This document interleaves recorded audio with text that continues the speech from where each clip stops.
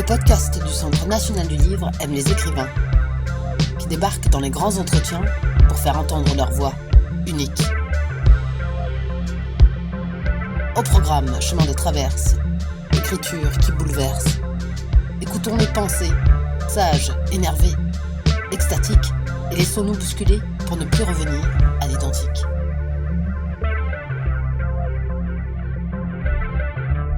Avec Une femme sur le fil, Olivia Rosenthal nous raconte l'histoire de Zoé, une adolescente qui tente d'échapper aux mains baladeuses de son oncle, toujours dans l'ombre de sa mère.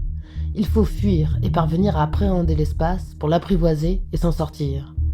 Dans ce livre, Olivia Rosenthal réalise un mémento au long cours, comme un conte à rebours qui explique la genèse de l'histoire qu'elle choisit d'écrire, sorte de chorégraphie périlleuse où les mots, la langue, les temps nous traversent, nous suspendent, nous happent puis nous relèvent pour contempler les possibles précipices, car tout ne tient qu'à ce fil, notre mouvement.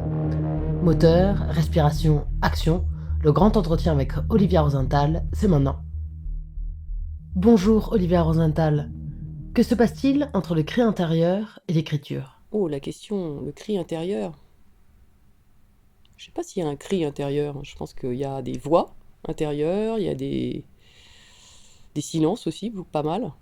Mais je ne dirais pas qu'il y a vraiment des cris, encore que, en tout cas, c'est pas forcément les miens. J'ai envie de dire que, par rapport à votre question, j'ai envie de dire quand même que l'écriture, ça serait, oui, une traduction. On pourrait dire que c'est une certaine pratique de la traduction de toutes ces voix qui se combinent. Et c'est ça qui m'intéresse en fait dans le travail d'écriture, sachant que ces voix, c'est pas seulement des voix intérieures, c'est aussi des voix de personnes que je rencontre. Et ce qui m'intéresse dans ce que ces personnes disent, c'est aussi ce que je vais retenir. De ce point de vue-là, il y a quelque chose d'intérieur là-dedans, au sens où quelqu'un vous parle, et puis il y a beaucoup de choses que vous oubliez de ce que cette personne a dit, et il y a aussi des choses que vous retenez. Et que je travaille beaucoup sur cette histoire de la mémoire que je peux avoir des entretiens que je fais avec des gens. Et il y a des choses qui surgissent ou qui reviennent. Là, il y a quelque chose j'ai envie de dire, qui insiste. Et cette insistance-là, ça va être le point de départ de la nécessité d'écrire. Avant d'écrire votre livre Une femme sur le fil, vous avez décidé de vous entretenir avec des circassiens et des funambules. C'est plutôt des funambules.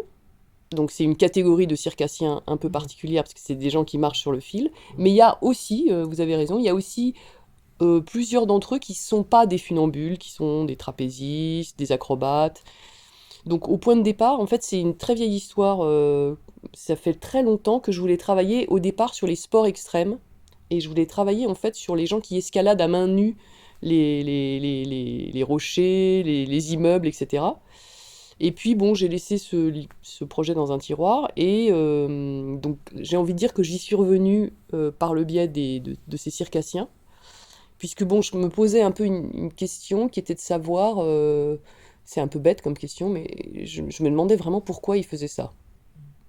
Personne ne les y oblige. Personne ne vous oblige à faire ça. Nous, voilà, en général, nous, on essaye d'éviter et la douleur et le danger de mort, enfin, j'ai envie de dire, bon, de manière un peu générale peut-être, mais... Ouais. Et eux, ils font tout le contraire, c'est-à-dire qu'ils se mettent en danger, ils acceptent la douleur, enfin, c'est... Donc, je me disais, quand même, il y a quelque chose là que j'avais ça me rendait curieuse. Je pense que c'est un peu plus que curieuse. D'une certaine manière, ça me fascinait, et peut-être aussi, je pourrais dire, ça m'angoissait, parce que vraiment, comme je le raconte d'ailleurs dans le livre, en même temps, j'ai toujours eu horreur du cirque.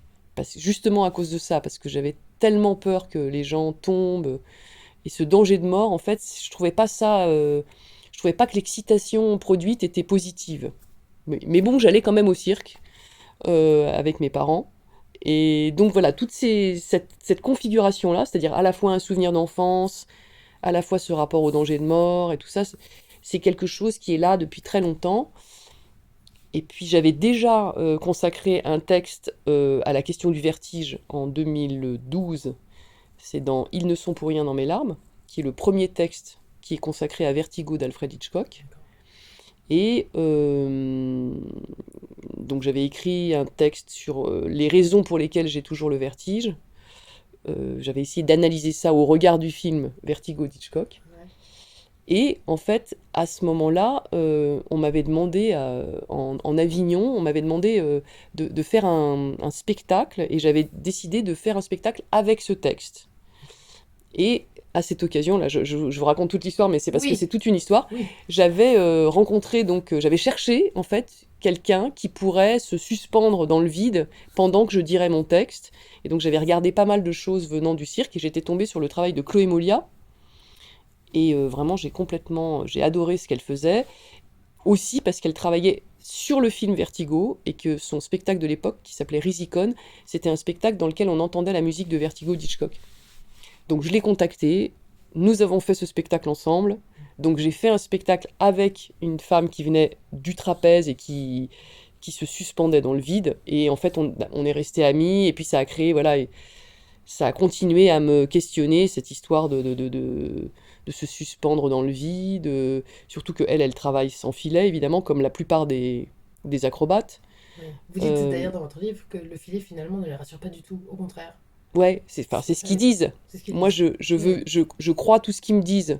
Mais Mm. bon, peut-être que c'est pas vrai. Mm. En tout cas, eux, ils disent, presque tous, ceux que j'ai interviewés, que le fait de ne pas avoir de protection les rend beaucoup plus attentifs, et que du coup, ils prennent moins de risques parce ils savent exactement l'endroit du risque, alors que s'ils sont attachés, bah, ils sont peut-être qu'ils sont moins en danger, mais en même temps, ils sont moins attentifs, donc c'est plus dangereux.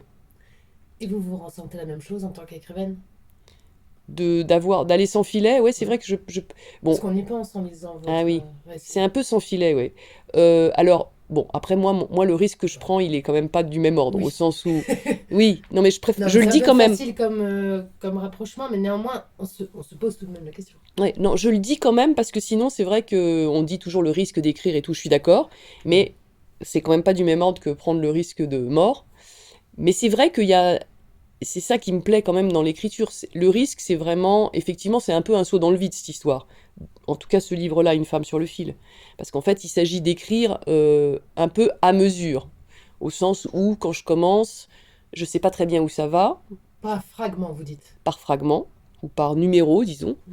Donc, j'accumule les numéros, un, 2, 3, et à chaque fois qu'un nouveau numéro arrive, je sais pas très bien ce que je vais écrire. Je suis complètement, oui, lâchée dans un endroit qui est effectivement une sorte de vide un peu vertigineux, et que, en fait, il y a vraiment, oui, c'est vrai qu'il y a un plaisir de ça. Parce que, en fait, le principe du livre, c'est que je suis toujours sur le point de tomber, ou de rater, et puis hop, je rebondis, et puis je trouve une autre idée, et ainsi, un peu de fil en aiguille, je finis par construire quand même Ouais. un texte malgré tout continu, Ouais, tout à alors fait. qu'il est Et plus fait de, dense voilà, pour alors, chaque numéro. alors qu'il est fait de choses totalement disparates. Et donc ça, c'est assez satisfaisant. Et c'est vrai qu'il y a oui, il y a un petit plaisir du risque, oui, quand même. Vous insistez sur l'importance des temps. Avec le passé simple, il n'y a plus aucune marge de manœuvre, par exemple. Et le présent serait plus percutant pour l'action immédiate. Je sais pas si c'est plus percutant, mais comme c'est un livre, comme je disais, sur le fait d'écrire à mesure, Mm. et donc d'être dans ce moment présent de l'écriture, le présent est plus adapté, j'ai envie de dire, au choix que j'ai fait d'écrire quelque chose qui est en train de se produire. Autrement dit, c'est de la pensée, mais c'est pas de la pensée déjà achevée, c'est de la pensée en cours. C'est-à-dire que le lecteur lit quelque chose à peu près dans l'ordre, bon, même si c'est pas tout à fait ça, mais aussi dans le rythme où j'ai voulu le penser moi-même. Donc il y a cette espèce de travail de présence.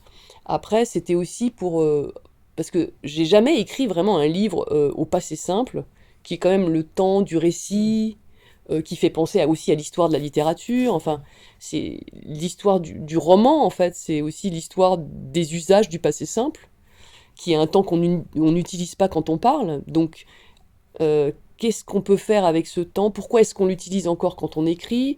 Est-ce que ça rend le livre un peu désuet? C'est vrai que j'ai jamais trop eu le courage, on va dire, d'utiliser ce temps. Mais là, de temps en temps, il est apparu. Oui, tout à fait.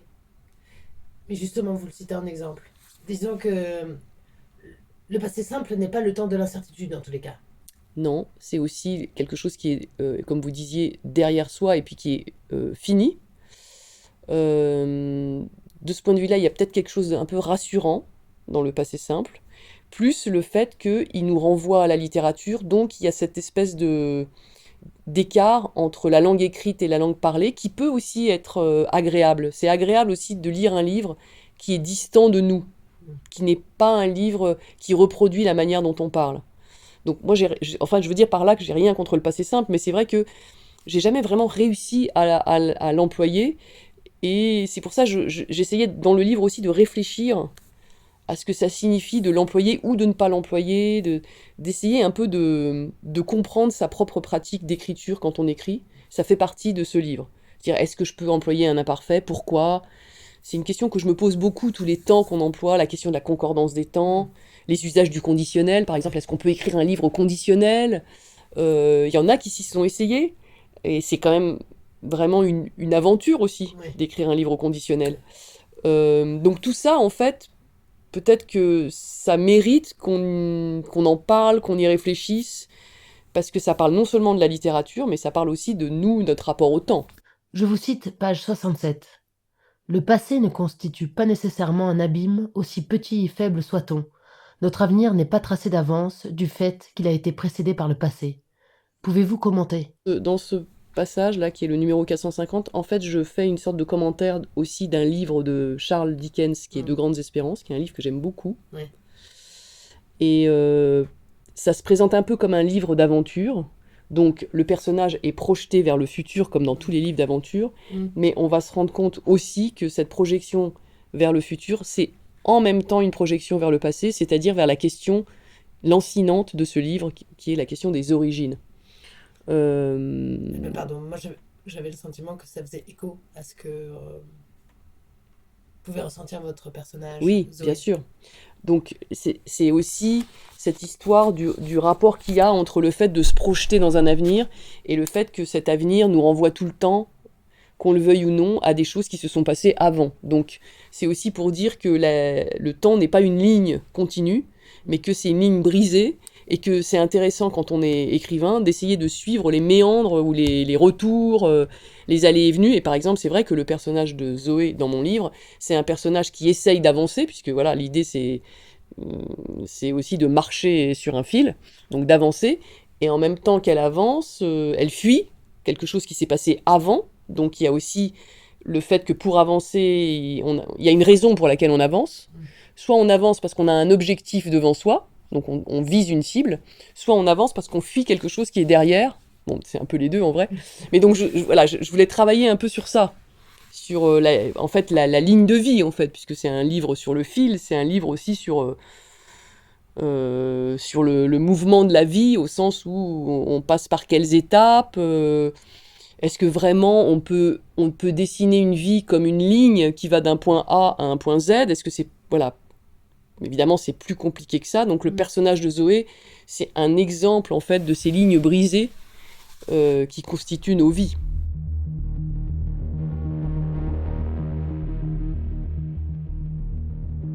Votre personnage, Zoé, a été victime d'inceste de la part de son oncle, toujours collé à sa mère. La possibilité de fuir est faible, et dans votre roman, votre narratrice cherche à s'échapper. Néanmoins, dans votre livre, il y a une injonction à faire, à être dans le présent, qui autorise malgré tout les retours en arrière. La narratrice et l'écrivaine partagent cette nécessaire marche en avant. Oui, alors j'avais pas pensé, mais c'est vrai que ce personnage de Zoé est très contraint, donc effectivement, ce qu'elle cherche, comme vous dites exactement, c'est ça. C'est une ligne de fuite, et elle a très peu de possibilités. C'est très contraint. Donc c'est pour ça que voilà, elle cherche des stratagèmes en fait qui lui permettraient de fuir. Et en fait, quand on est dans une famille, c'est impossible de fuir en fait. Donc est-ce qu'on peut fuir de l'intérieur? Est-ce qu'il y a un moyen, tout en restant dans cette famille, de fuir? Voilà, donc c'est un peu les questions qu'elle se pose. Alors en termes d'écriture,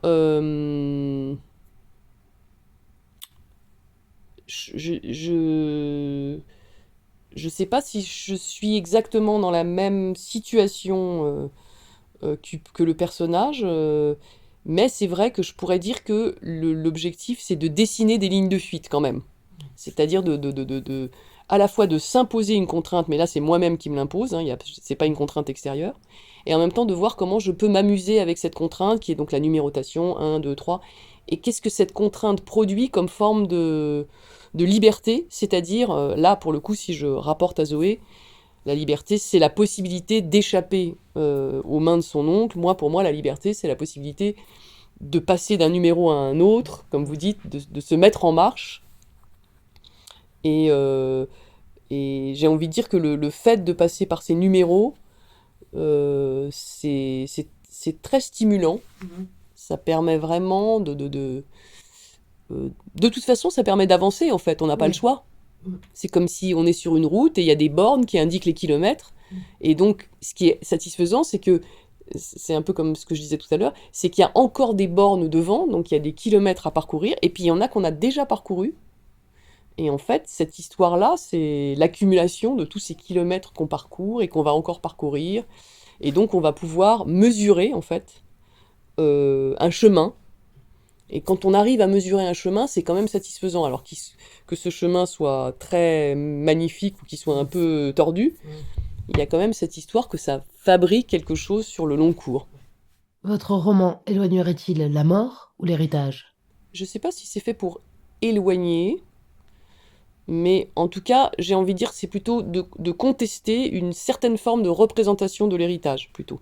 Parce que l'héritage, on ne peut pas trop s'y soustraire, on hérite de plein de choses, hein, qu'on le veuille ou non. Après, la question, c'est de savoir la conscience qu'on en a, ce qu'on a envie d'en faire. Et moi, c'est vrai que ce livre, c'est un peu aussi un moyen de contester le modèle de l'héritage familial, quand même, d'en voir les limites, à la fois sur le plan, on va dire, humain, mais j'ai envie de dire aussi sur le plan littéraire. Donc je parle beaucoup aussi de ces livres, qui parfois sont très bien, hein, par ailleurs, mais c'est vrai que la littérature généalogique, au bout d'un moment, c'est vrai que ça me fatigue. C'est-à-dire ce truc où, bah voilà, le truc sur le père, le truc sur la transmission. Donc toute cette histoire-là, qui est très très très puissante dans la littérature, pas seulement d'ailleurs dans la littérature contemporaine, mais aussi dans la littérature contemporaine, c'est quelque chose que j'avais un petit peu envie de contester. Donc le livre, il est aussi écrit pour essayer de proposer des modèles alternatifs. Et c'est pour ça que j'avais écrit avant un autre livre qui pour moi est lié, même s'il est complètement différent, c'est ce livre qui s'appelait Éloge des bâtards. C'était aussi un livre, comme le titre l'indiquait, qui contestait le modèle généalogique et qui essayait de proposer d'autres modèles possibles, de relations plus horizontales, moins traversées par cette question des origines.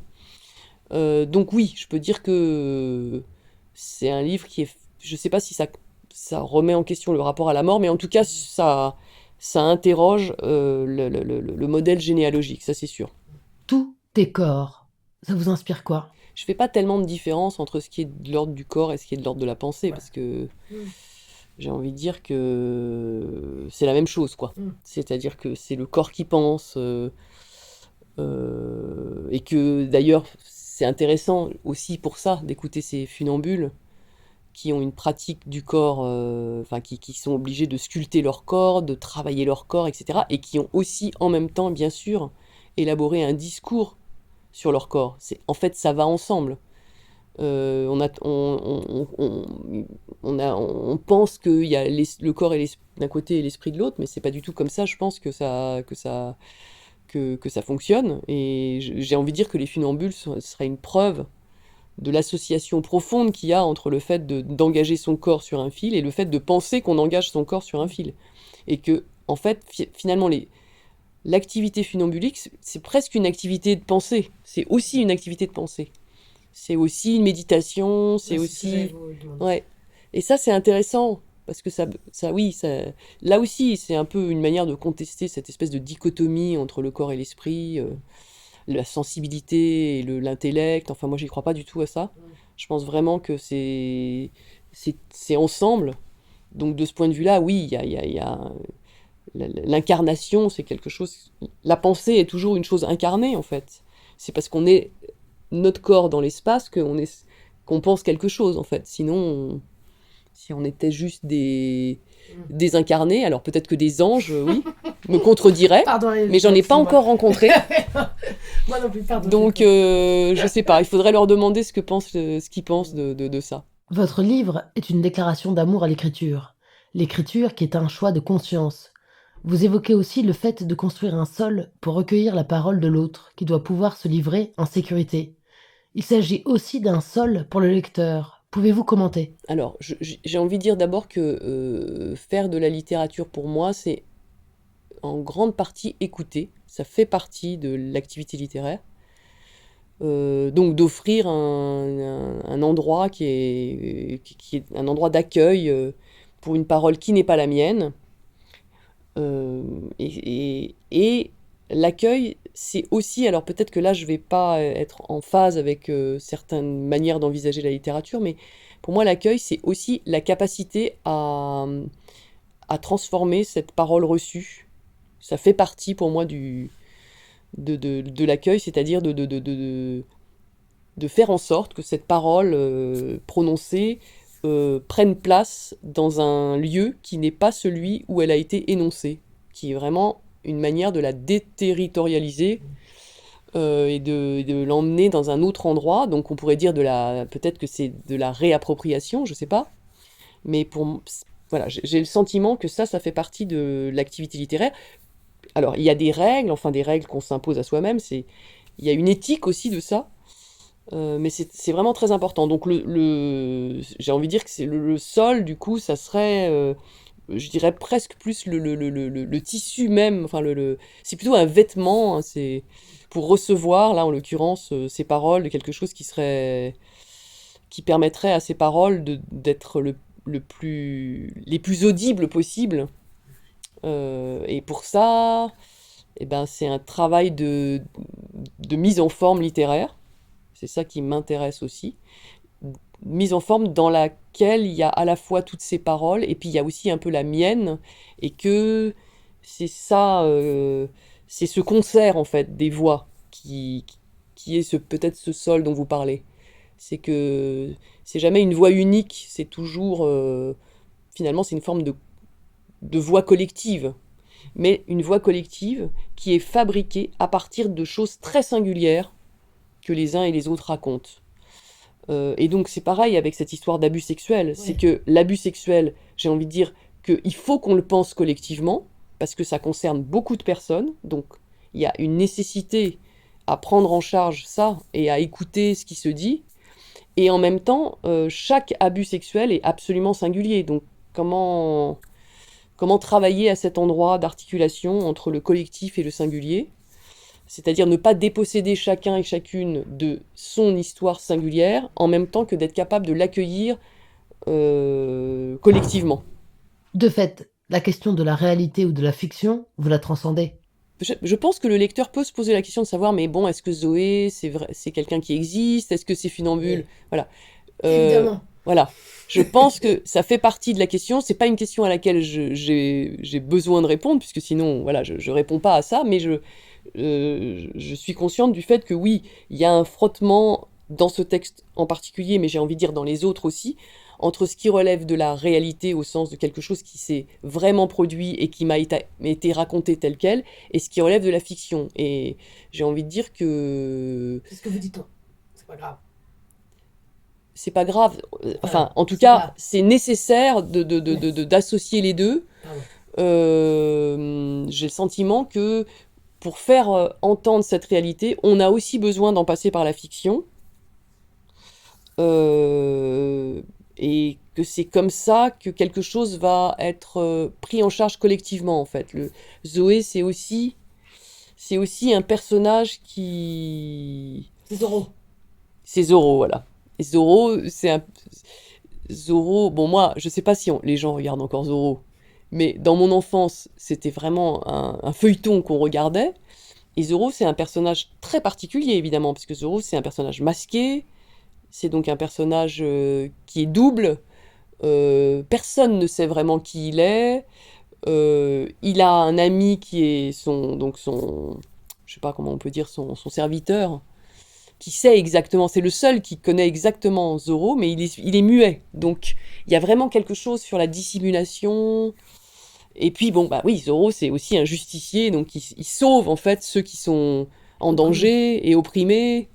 Donc Zoé, bon, elle sauve pas, elle est elle-même victime, mais le fait qu'elle soit là et voilà, que le récit prenne en charge son existence et elle pro- qu'elle ait une solution entre guillemets à ce qui lui arrive, qu'elle construise petit à petit une solution à la fois en parole et en acte à la présence abusive de cet oncle, c'est une manière de se sauver et que c'est ça qui est en jeu aussi dans le livre. Vous vous sentez comment après l'écriture de ce livre? Bah moi, je suis très contente de l'avoir écrit. Ça se voit. Je suis très contente. En fait, je suis... Bon, après, ça va faire un peu... c'est un peu... peut-être qu'il faut pas dire ça, mais en vérité, je suis assez contente de la forme que ce livre a prise, du fait qu'à la fois il ressemble pas du tout à mes autres livres et qu'en même temps il est bien dans la continuation de quelque chose qui se fait, et puis que oui, il est quand même un peu osé au sens où bah, ça ressemble pas trop à des livres qu'on lit habituellement, et voilà, mais j'aime bien toujours ce petit défi. Et là, j'ai l'impression, voilà, j'ai l'impression d'avoir relevé le défi. Donc après, il faut voir si les lecteurs suivent, mais j'ai un sentiment de satisfaction là à l'heure où je vous parle, qui va peut-être pas durer, mais donc il faut quand même le partager autant, voilà. À ce moment-là, à l'instant où je vous parle, je me dis ah ouais quand même, c'est bien d'avoir fait ça, c'est bien que ce livre existe. À la fois il me ressemble et en même temps j'espère qu'il ressemble aussi à des lecteurs potentiels. Voilà, c'est un peu comme ça que je le vois. Olivia, c'est parti pour la lecture. 1. L'homme est un animal parlant. 2. Tous les animaux parlent. 3. Du temps où les bêtes parlaient est une phrase récurrente dans les contes, et elle signifie du temps où on comprenait les bêtes, ou du temps où on croyait les comprendre, ou du temps où nous étions tous des bêtes parlant dans un concert de cris et de langues plus ou moins articulées. 4.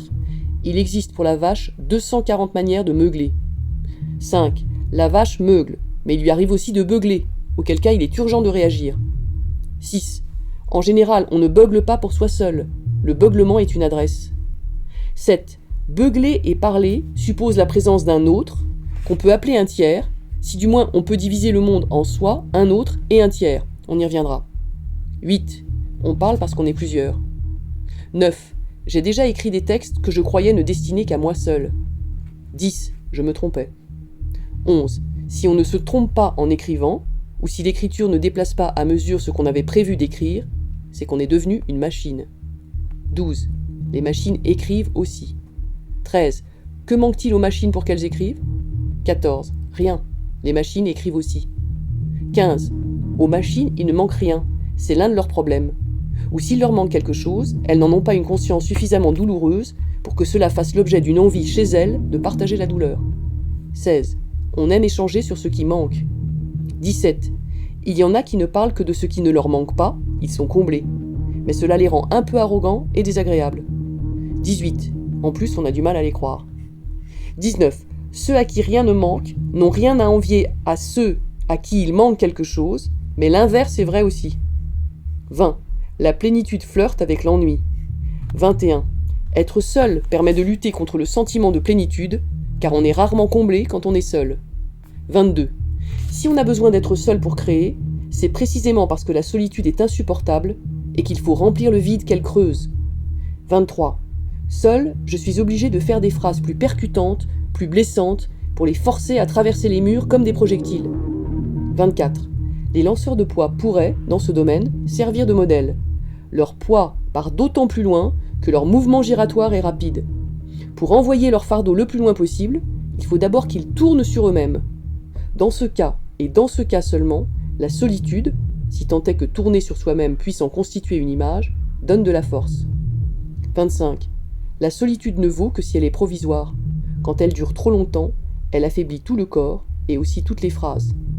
26. On a beau affirmer que le langage et la littérature qui s'en nourrit n'ont d'autre but qu'eux-mêmes, il n'y a rien qui vaille dans l'exercice littéraire s'il n'y a pas au fond de toute phrase et de sa tension propre une volonté de s'adresser. 27. Réussir à produire une phrase qu'on adresse à la fois à soi-même et à un autre exige beaucoup de travail. 28. Briser des murs avec une phrase. Pourquoi faire, si ce n'est pour aller rejoindre quelqu'un de l'autre côté? 29. Je voudrais raconter l'histoire de Zoé, qui est un pseudonyme. 30. Zoé n'est pas tranquille. Son oncle a les mains baladeuses. Un jour, il vient la chercher à la sortie de l'école. Elle le voit dans l'encadrement de la porte. Les élèves sont aspirés et siphonnés par ce petit trou clair au bout du couloir, mais Zoé, elle, reflue. Elle ne se laissera pas emporter. Elle se replie sur elle-même, se laisse bousculer. Elle restera en arrière, quitte à passer toute sa vie cachée. Dans l'école, elle se retrouve seule jusqu'à nouvel ordre. Les maîtres et les surveillants ont quitté les lieux sans la voir. Elle est devenue transparente. Elle se demande si quelqu'un se rendra compte qu'elle manque à l'appel. Quel appel d'ailleurs?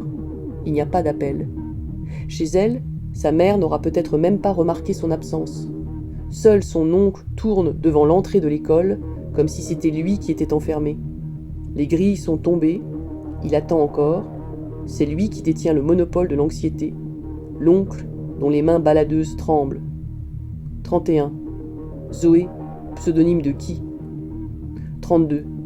Zoé n'est pas tranquille. Son oncle a les mains baladeuses. Un jour, il vient la chercher à la sortie de l'école. Elle prend son élan et se précipite en avant afin de passer entre les mailles du filet. Mais l'œil de l'oncle et ses muscles sont vifs.